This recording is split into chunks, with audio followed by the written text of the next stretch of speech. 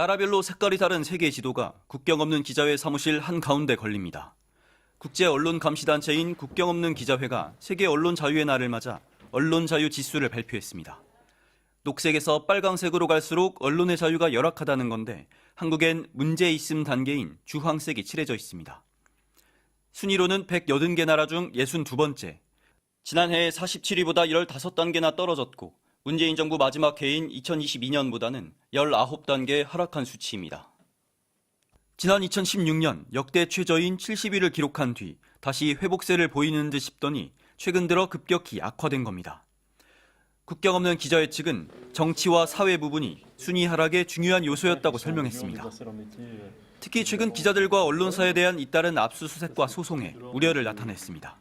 Perquisitions qui ont pu être menées contre des rédactions et des journalistes, qui laissent planer un vrai doute sur la capacité des journalistes à pouvoir enquêter librement, sans autocensure et sans poursuite judiciaire.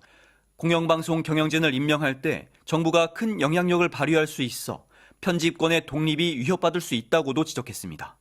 Les autorités politiques, qu'il s'agisse des gouvernements ou des partis politiques en général, ne sont pas aujourd'hui les garants du droit des journalistes à effectuer leur travail, de leur liberté d'action. 우리나라와 엇비슷한 60위권에 속해 있는 나라들로는 전쟁 중인 우크라이나, 아프리카의 말라위와 시에라리온, 그리고 지중해 섬나라 사이프러스 등이 있습니다.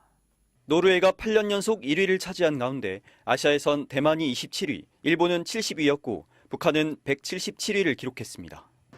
기자들이 정치적 압력 없이 자유롭게 기사를 쓸 수 있도록 한국 정부가 상황을 개선하는 것. 이번 발표를 통해 국경 없는 기자회 측이 기대하는 모습입니다. 하지만 이대로라면 지금보다 언론 자유가 더 후퇴할 수 있다는 경고도 무겁게 받아들여야 될 대목입니다. 파리에서 MBC 뉴스 손영입니다. 언론 자유 순위의 근거가 되는 5개 부문 중 한국은 정치와 사회 지수의 하락폭이 컸습니다. 정치 부문에서 현 정부 첫 해인 재작년 7.6점 떨어졌다. 2년 차인 지난해 12.4점 대폭 하락했습니다. 사회 부문에서는 집권 1년 차에 2점 정도 줄어드는 데 그쳤지만 작년엔 무려 15.76점이나 떨어졌습니다. 정치 순위는 42위에서 77위로, 사회 순위는 50위권에서 89위로 곤두박질 쳤습니다. 국경 없는 기자회는 언론 자유를 개선해왔던 일부 나라에도 다시 검열이 시작됐다며 한국의 일부 언론사들은 기소 위협을 받고 있다고 지적했습니다. Targeting reporters associated with at least 4 media outlets, suing the defamation cases related to at least 11 media outlets and the coverage of them, which increased the actions taken by the predecessors. 이번에 공개된 언론 자유 지수와 순위는 작년에 진행된 각국의 실태 조사 보고와 언론인 진술 등으로만 산정됐습니다. 국경 없는 기자회는 올해 들어서도 한국의 방송통신심의위와 선거방송심의위 등이 비판 언론을 표적 징계하고 있다는 우려를 나타냈습니다. The promotion of the anti-fake news policy by the Korea Communication Commission and the appointment of the new chairman of this commission, who's championed the policy and is indeed politically appointed by the current government. 특히 지난 3월 황상무 당시 대통령실 시민사회 수석의 회칼 테러 협박 발언 등이 심각한 사례로 꼽혔습니다. This is a regrettable threat that should never happen in any country, not to mention the democracies. Even need to comment on it because it's very obvious that this type of words should never happen. 전국 언론 노조는 언론 정책 기조를 바꿀 의사가 없는 현 정권에게는 62위로 추락한 성적도 사치스럽다며 이대로라면 한국 언론 자유는 사상 최악의 수준으로 추락할 것이라고 경고했습니다. MBC 뉴스 이용주입니다.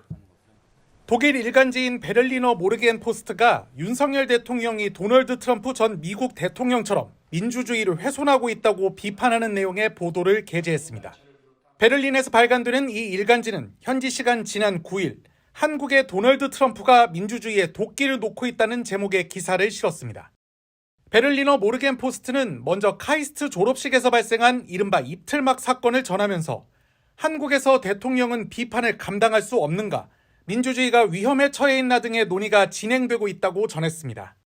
이 매체는 윤석열 대통령은 야당 대표에 대한 수사나 여당 대표 축출 등 자신에 반대되는 사람을 싸워야 할 적으로 간주한다며 그가 한국의 트럼프로 평가받는 이유라고 보도했습니다. 특히 윤 대통령 역시 트럼프 전 대통령처럼 자신에게 비판적인 보도와 언론을 가짜뉴스로 규정해 억압하고 있다면서 비판 언론사와 언론인에 대한 압수수색, 바이든 날리면 보도와 관련해 MBC를 고소한 사례 등도 열거했습니다. 이 매체는 윤 대통령이 가짜뉴스가 민주주의를 위협한다고 여러 차례 강조하면서도 무엇이 가짜뉴스인지는 스스로 결정하고 싶어 한다고 지적하기도 했습니다. 유럽의 또 다른 연구기관도 한국 민주주의가 위기에 처했다는 지표를 발표했습니다. 스웨덴 민주주의 다양성 연구소 VDM은 지난 7일 발간한 민주주의 보고서 2024에서 한국의 지난해 자유민주주의 지수를 0.6으로 평가했는데 이는 179개국 중 47위에 해당하는 점수입니다. 1년 전 같은 보고서 때 기록한 0.73, 28위보다 하락했습니다. VDM은 윤 대통령의 취임 이후 발생한 성평등에 대한 공격, 전임 정권과 야당을 향한 강압적 조치, 언론 자유 위축 등을 평가지수 하락 이유로 지적했습니다. 이 연구기관의 자유민주주의 지수는 선거 민주주의와 삼권 분립, 표현의 자유, 평등 등 관련 지수를 바탕으로 산출되는데 범위는 0에서 1까지 1에 다가갈수록 높은 수준의 민주주의입니다. 특히 이 연구기관은 지표의 하락세가 뚜렷한 나라를 독재화로 분류하는데 이 카테고리에 포함된 42개국 중에는 한국도 들어 있습니다.